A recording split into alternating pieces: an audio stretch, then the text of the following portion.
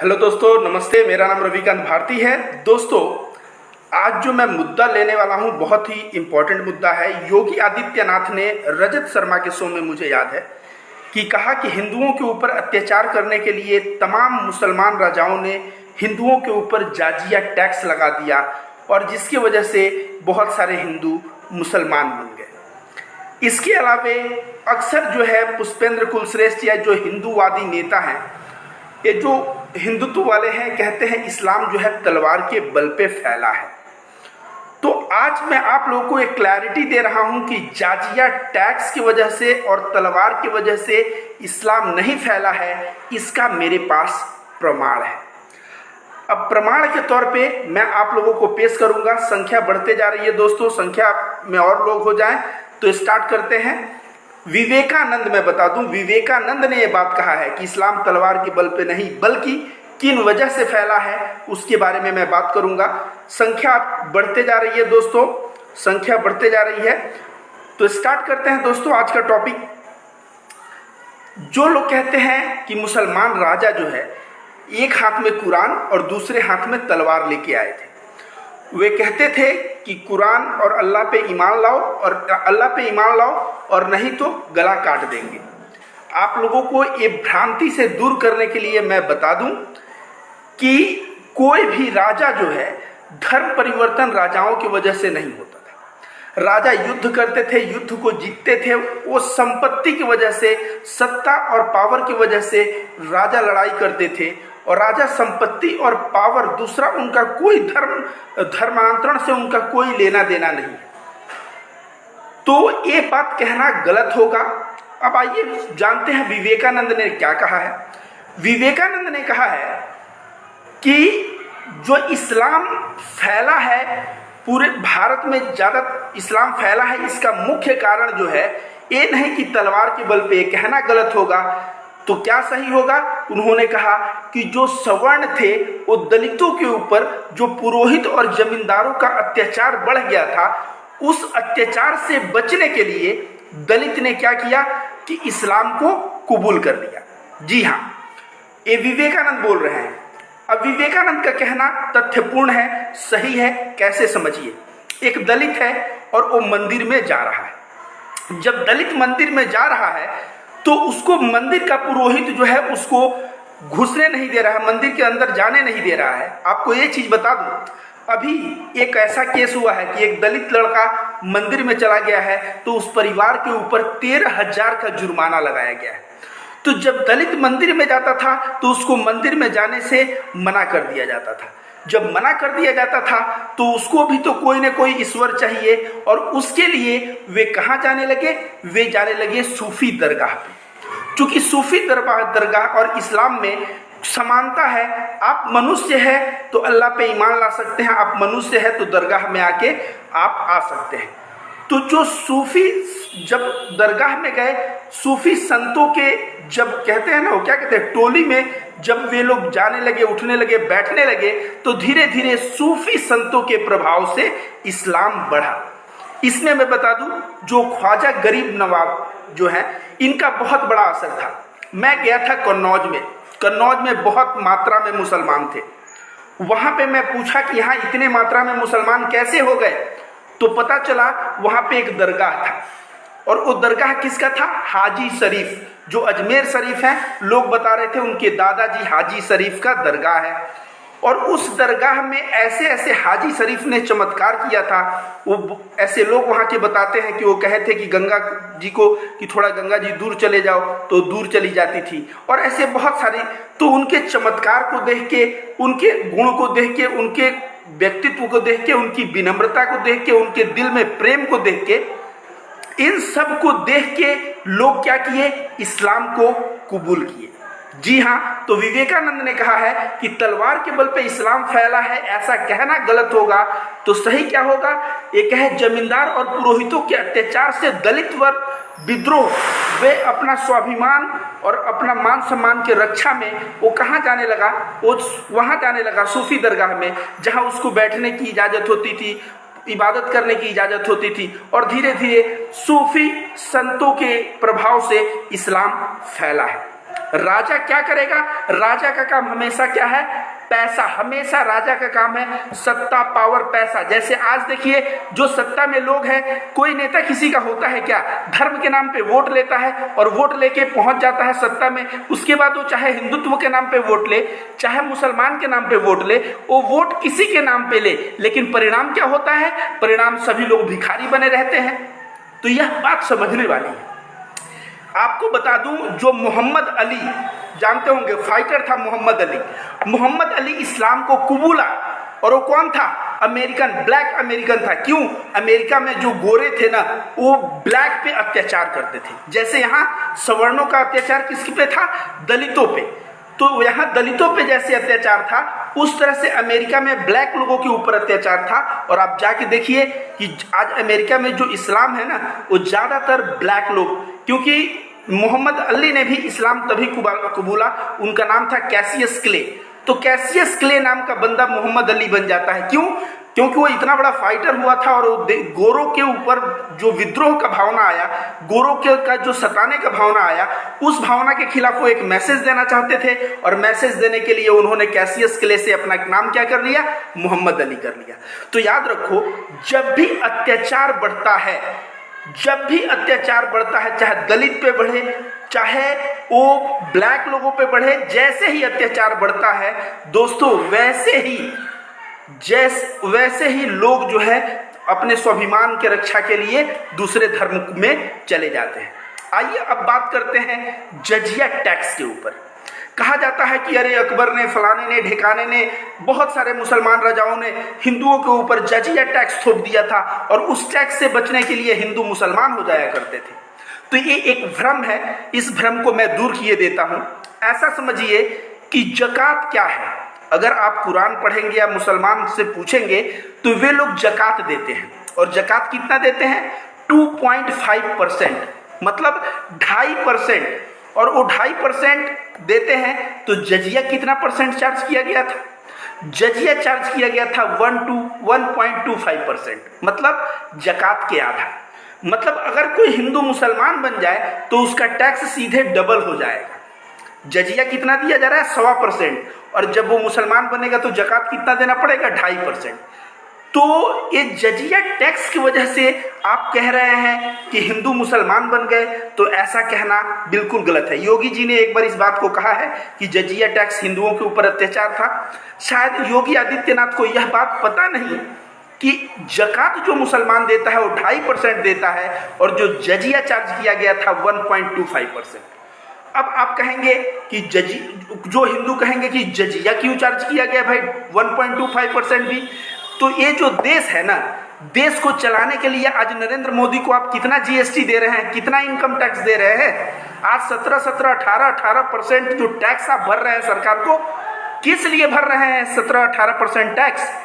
इसलिए भर रहे हैं क्योंकि सरकार ने आपके ऊपर लागू कर दिया है, उतना आपको भरना है। आप सोचे कि इनकम टैक्स नहीं भरते हैं तो एक बिस्किट का पैकेट जाके अगर खरीदते हो और बिस्किट खाते हो तो उस बिस्किट के ऊपर भी जीएसटी लगा हुआ है, तो आप टैक्स दे रहे हो। अगर आप टैक्स नहीं दोगे तो देश का सड़क कैसे बनेगा? देश में पुलिस व्यवस्था, ये देश का जो आंतरिक और बाह्य सुरक्षा मतलब आर्मी लोगों की सैलरी कहाँ से आएगी, पुलिस लोगों की सैलरी कहाँ से आएगी, अगर अस्पताल कहाँ से आएगा? तो प्रत्येक देश का नागरिक चाहता है मैं सुरक्षित रहूं, और उसको सुरक्षित रहने के लिए आर्मी लगाना पड़ता है, पुलिस लगाना पड़ता है, और उसको न्याय देने के लिए जज लगाना पड़ता है।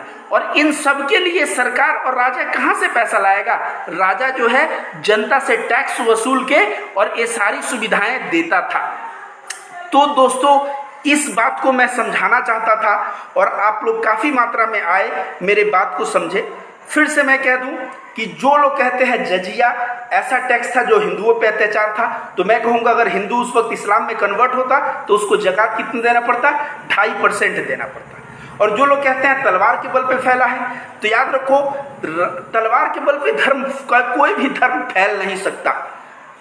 मैं आप लोगों से एक बहुत ही सिंपल सवाल करता हूँ। आजकल आरएसएस, विश्व हिंदू परिषद और ऐसे तमाम हिंदू दल हैं जो घर वापसी चलाए हैं। क्या चलाए हैं? घर वापसी, हिंदू बन जाओ। वे लोग किसी को जबरन अगर हिंदू बनाते भी हैं तो पता चलता है 2 दिन बाद वो क्या बना, वो फिर अपने धर्म में चला गया। तो आप जो है किसी को फोर्स करके, किसी को किडनैप करके, वही मैं कहूं कि मैं आपको किडनैप करूं और बोलूं हिंदू बनो, अगर हिंदू नहीं बनोगे तो तुम पे, लेकिन आपको जैसे ही आप बोले मैं हिंदू बन गया, मैं घर वापसी कर लिया, उसके बाद जब मैं अपने घर का दरवाजा खोलूंगा और आप जैसे दरवाजे के बाहर जाएंगे, आप सोचेंगे भाई ये तो मारपीट के जबरन जो है हमारा धर्म बदला जा रहा है। जैसे आप मौका देखेंगे, जैसे परिस्थितियां बदलेगी, जैसे पावर बदलेगा, आप पुनः जो है अपने धर्म में चले जाएंगे। तो यह बात बहुत दिनों से मैं समझाने का प्रयास कर रहा हूं लोगों को। आज जो है जब मैंने पढ़ा बातों को कि विवेकानंद भी वही बात बोले हैं जो बात मैं बोला हूं।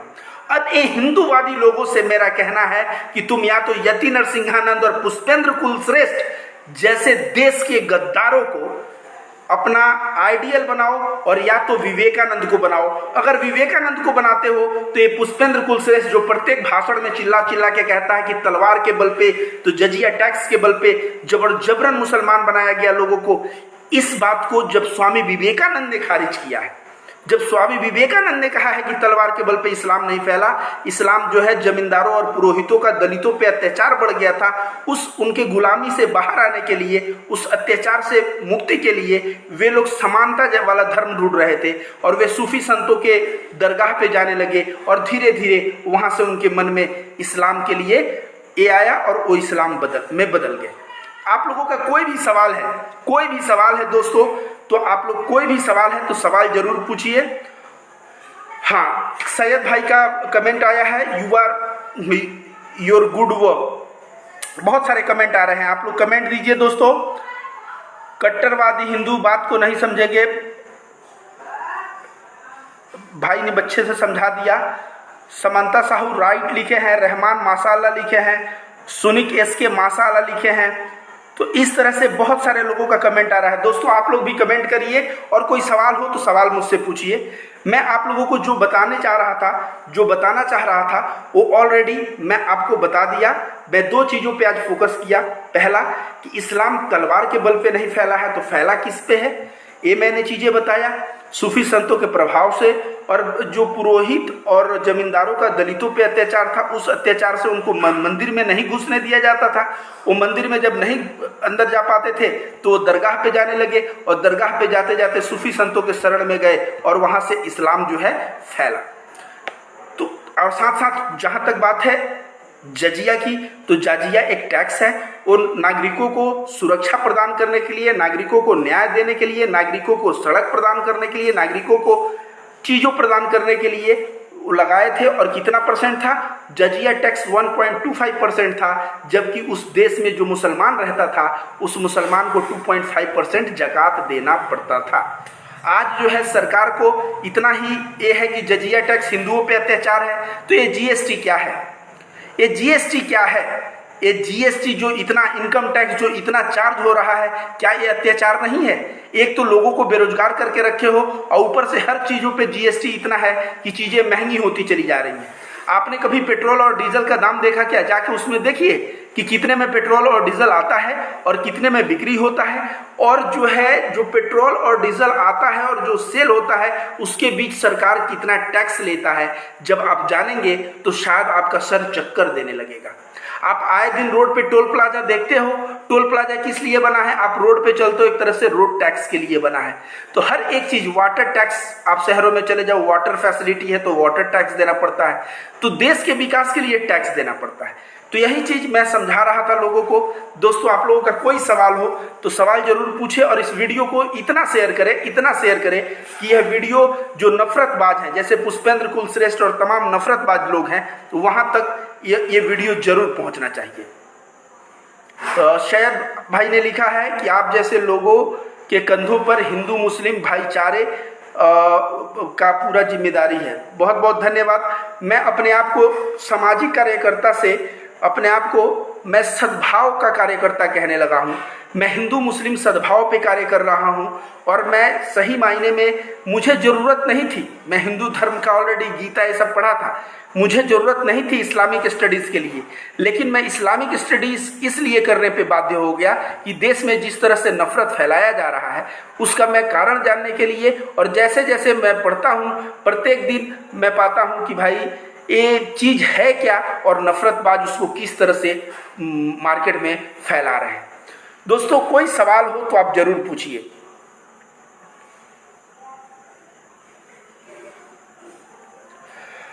तो सैयद भाई का एक कमेंट आया है कि भाई ओवैसी दिल्ली घर पे आतंकवाद किया है।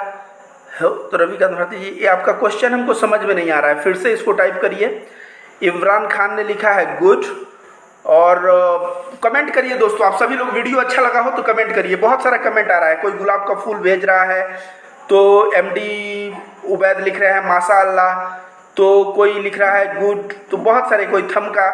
आप लोगों को वीडियो अच्छा लगा हो तो कमेंट करिए दोस्तों।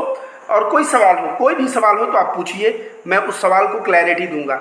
हम लोगों के बीच में जो कमेंट आया, मैं कमेंट आप लोगों के बीच पढ़ा। आप लोगों को वीडियो अच्छा लगा हो, फिर से मैं कह रहा हूँ ज़्यादा से ज़्यादा शेयर करिए और हर एक नफरतबाज तक यह वीडियो पहुँचना चाहिए। और आप लोगों का कोई भी क्वेश्चन हो तो क्वेश्चन करिए, और नहीं तो कोई कमेंट, आप लोगों का कोई कमेंट है तो कमेंट करिए।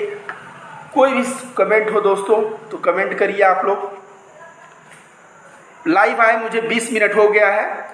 कोई भी सवाल हो तो आप लोग सवाल पूछिए। मैं आज जो चीज़ें लेके आया था बहुत ही छोटे शब्दों में समझाया। मैं बहुत ही धर्मांतरण के ऊपर उमर गौतम को जिस तरह से गिरफ्तार किया गया, मैं कह रहा हूं कि जबरदस्ती किसी को कोई धर्म कबूल नहीं करवाया जा सकता, ये मैं लिख के देता हूं। कोई भी धर्म, ये उमर गौतम के बस की बात है कि वो किसी को हिंदू बना लें और किसी को मुसलमान बना लें? ये इनको फंसाया गया है। याद रखिए, ये हो सकता है कि उमर गौतम के आचरण को, व्यवहार को, विनम्रता को, उनके व्यक्तित्व को, उनके जीवन की खुशहाली को, उनके ईमानदारी को देख के लोग प्रभावित हो सकते हैं, लेकिन कभी भी जो है इस तरह से जो अन्याय वाली बातें करना, इस तरह से बात करना, ये बिल्कुल गलत है।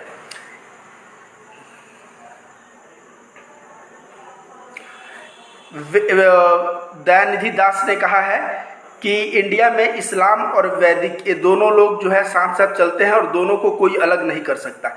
ये आपने बहुत ही, दयानिधि दास जी ने बहुत ही बड़ी बात आपने कहा है, और ये चीज़ मैं भी कहते आ रहा हूँ बहुत सारे दिनों से।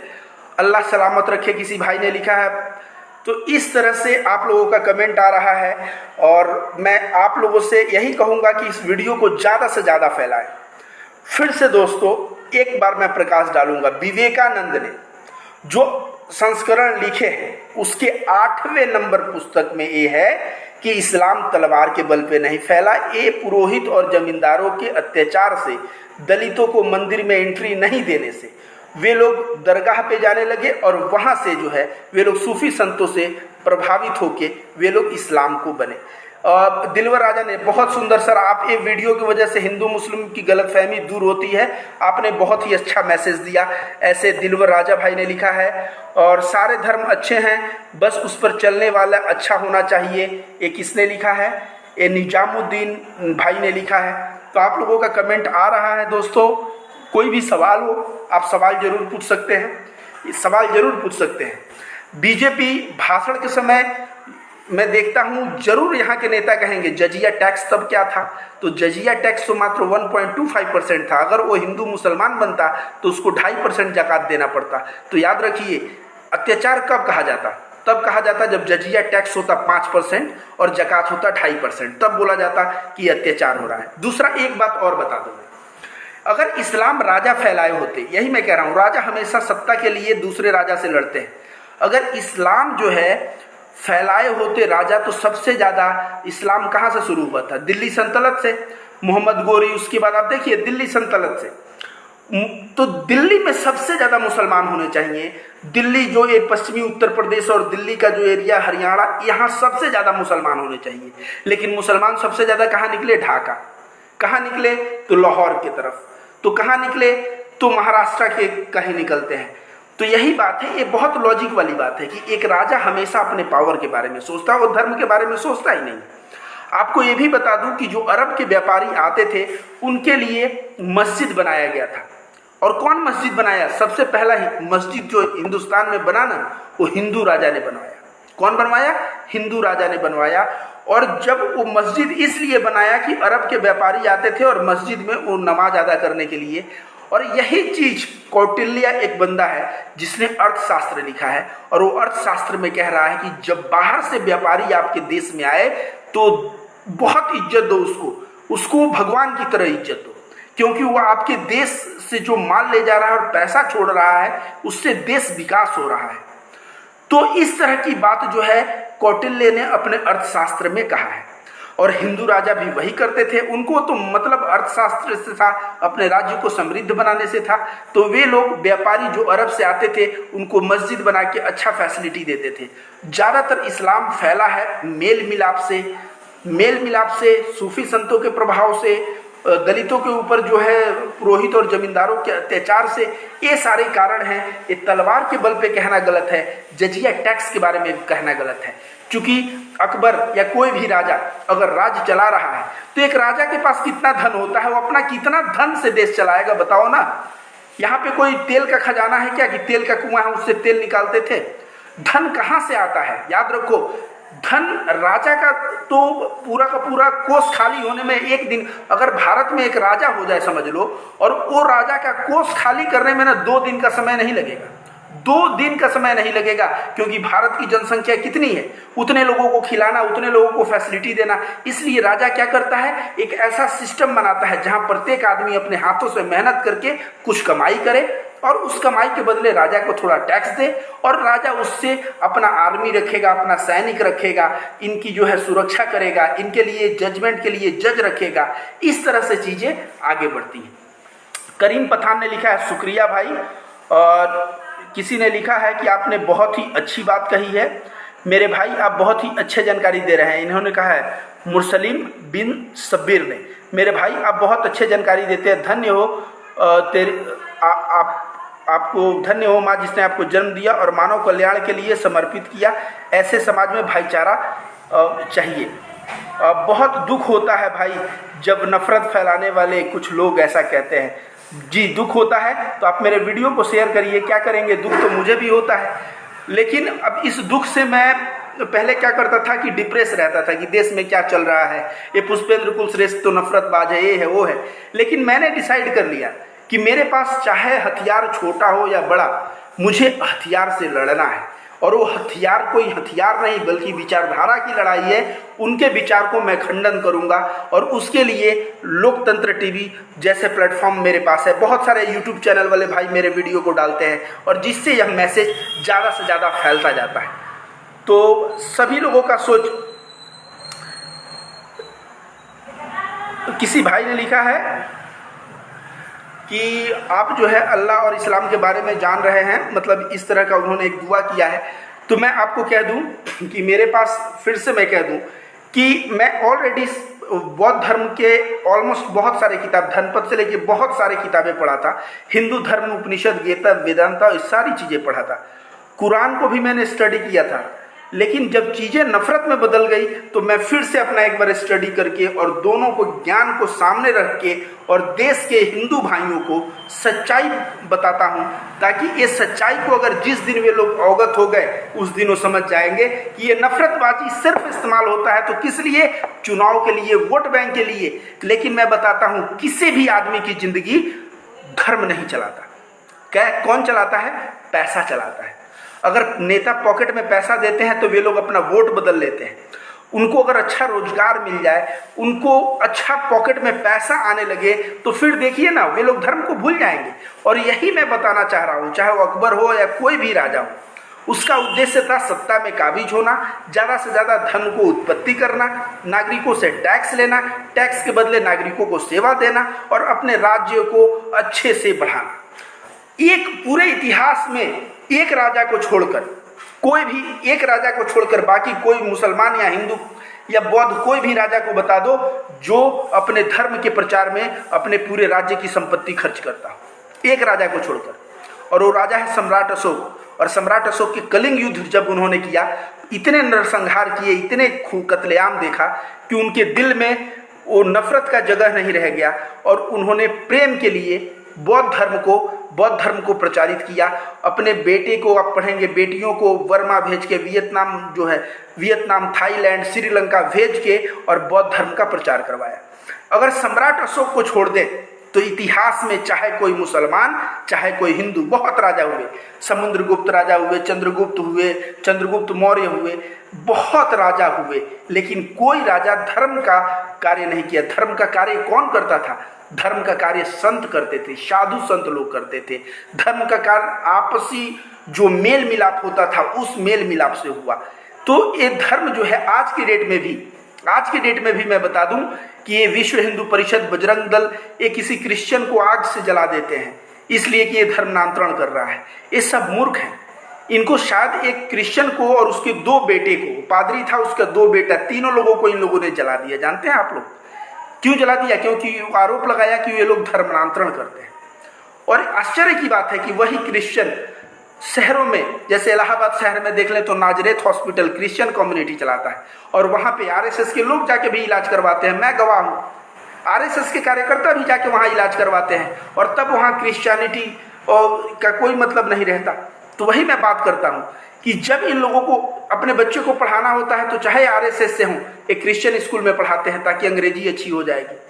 तो आप जो है खुद के बच्चों को, और खुद की जब बात आती है तो लाभ लेने के चक्कर में पड़े हो, और जब देखते हो कि कोई आदिवासियों को लाभ दे रहा है, आदिवासियों को शिक्षा दे रहा है, आदिवासी फ्यूचर में सवाल करने न पड़े, इसलिए तुम उस फादर और उसके बेटे को जला देते हो। तो दोस्तों, मैं इसी के साथ आप लोगों को कहूँगा, कोई भी कमेंट है तो करिए, और कमेंट नहीं है तो गुड नाइट लिखिए।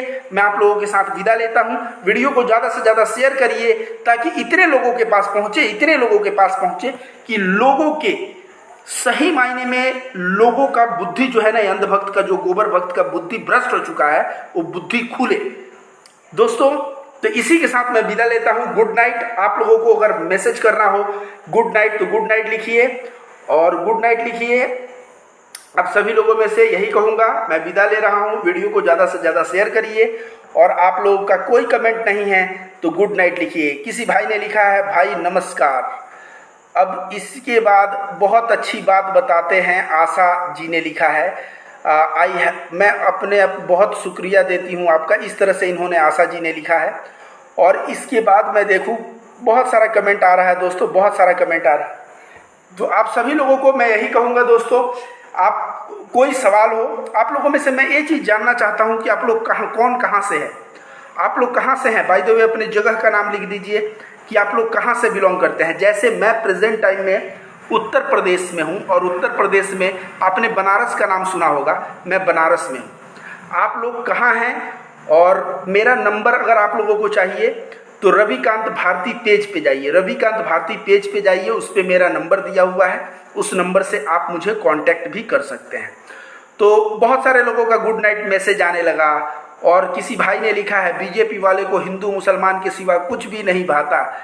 और आंध्र प्रदेश में भी एक गेंडा है, उसका नाम राजा सिंह है, और वो हमेशा नफरत फैला रहा है। तो राजा सिंह जैसे लोगों के लिए रविकांत भारती जैसे लोग जिंदा हैं, और जब तक ये लोग जिंदा हैं तब तक देश को बंटने नहीं देंगे।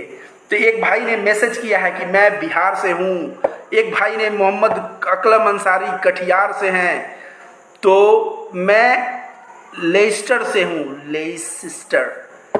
तो उसके बाद बिहार मधुबनी से एक भाई देख रहे हैं जिनका नाम है अब्दुल रशीद। इसके बाद जो है पुष्पेंद्र कुलश्रेष्ठ जी, लोगों इंडिया में हिंदू भाई और मुसलमान भाई में नफरत फैला रहे हैं। तो पुष्पेंद्र कुलश्रेष्ठ की दवा करने के लिए रविकांत भारती जैसे लोग हैं, आप इनके वीडियो को शेयर करते रहिए, और देखिए पुष्पेंद्र कुलश्रेष्ठ जैसे लोग 4-5 दिन या कुछ दिन में ही आप देखेंगे घुटने टेक देंगे। क्योंकि याद रखिए, महात्मा गांधी ने एक बात कहा था, सत्यमेव जयते, सत्य का हमेशा विजय होता है। तो जो सत्य के मार्ग पे रहेगा वो उसका विजय निश्चित है। लोकतंत्र के सभी सभी सम्मान जीने का हक है लेकिन अफसोस। जी हाँ, इन्होंने यूनाइटेड किंगडम यूके से इनका मैसेज है। और वो मैं सोच रहा था एक जगह मैं यूके में है तो आई वॉज बिट कन्फ्यूज्ड। तो इनका नाम है इमरान। ओके, तो आप सभी लोगों को, एक राजस्थान से हैं तो कोई बोले हैं मैं महाराष्ट्र से हूँ। तो दोस्तों नीचे मैं अपना नंबर शेयर कर दे रहा हूँ आप लोगों के बीच। आप लोगों को अगर मुझसे कांटेक्ट करना हो, कोई बात करना हो, कोई आइडिया मुझको देना हो, तो मैं हमेशा आप लोगों के आइडिया का स्वागत करता हूँ। और ये देखिए ये मेरा नंबर है, मैंने नंबर ड्रॉप किया। नीचे नंबर के अपना नाम जो है, नंबर के ठीक नीचे अपना नाम मैं लिख दे रहा हूँ, रवि, और रविकांत भारती मैंने अपना नाम भी लिख दिया। और लिखने के बाद मैं डन कर दिया। एक कमेंट जो है आप लोगों के बीच चला गया। लोकतंत्र टीवी ने कमेंट किया है, रविकांत भारती का ये नंबर है। तो आप सभी लोगों का बहुत, सर मैं बहरीन में रहता हूं और आपका लाइव वीडियो देख रहा हूं, तो ऐसे ही मेरे लाइव वीडियो को देखते रहिए। लोकतंत्र टीवी पे यही समय है, इसी के आसपास मैं लाइव आते रहता हूं। और I want mobile number sir, तो मैं आपको अपना मोबाइल नंबर दे चुका हूं। आप जाके कमेंट में पढ़ेंगे तो एक एक कमेंट जब देखेंगे तो उसमें मेरा मोबाइल नंबर है। आपने अपना मोबाइल नंबर ड्रॉप किया तो मैं आपको फ़ोन कर लूँगा कल दोपहर के आसपास। अमजद खान पठान के पास मेरा फ़ोन जाएगा और आपसे बात हो जाएगी। और किसी को कोई मैसेज करना हो, फ़ोन करना हो, अब्दुल भाई ने भी अपना नंबर दिया और इन्होंने 0096, मतलब ज़रूर ये यूएई में है, यूएई यूनाइटेड अरब इमिरेट्स का ये नंबर लग रहा है 0096। तो आप लोगों को किसी को अपना कॉन्टैक्ट नंबर देना हो, जगह का नाम तो आप लोग बता ही चुके हैं। भाई साहब मैं भी आपकी वीडियो देखती हूँ। मुस्कान खान, बहुत बहुत मुस्कान खान आपका धन्यवाद। मैं अपने आप को फिर से कह दूं कि मैं अपने आप को सद्भावना कार्यकर्ता कहता हूं। सद्भावना, हिंदू मुस्लिम सद्भावना, क्योंकि जब मैंने कुरान मजीद को पढ़ा, जब मैंने हदीस को पढ़ा और जब मैं मोहम्मद साहब की ज़िंदगी को पढ़ता हूं, और सारे हिंदू ग्रंथ और इन दोनों में समानता है। राजा याद रखिए हमेशा पावर के लिए लड़ता है, राजा से क्या लेना देना है। हम लोगों को अपना देखना चाहिए। और जिस तरह से अभी देश में हिंदू और मुस्लिम किया जा रहा है, ये हिंदू मुस्लिम साथ आने वाला नहीं। गम्मू खान ने लिखा है कि मैं कुवैत से हूँ, तो आप कुवैत से हैं। तो बहुत लोग, आप लोग अपने जगह का नाम बताए, गुड नाइट लिखे और बहुत सारे लाइक दिए। वीडियो को आप लोग ज़्यादा से ज़्यादा मात्रा में शेयर किए। आप लोगों के लिए मैं सदा सदा सदा क्या कह रहा हूँ, आभारी रहूँगा। बहुत बहुत धन्यवाद आप लोगों को, बहुत बहुत धन्यवाद।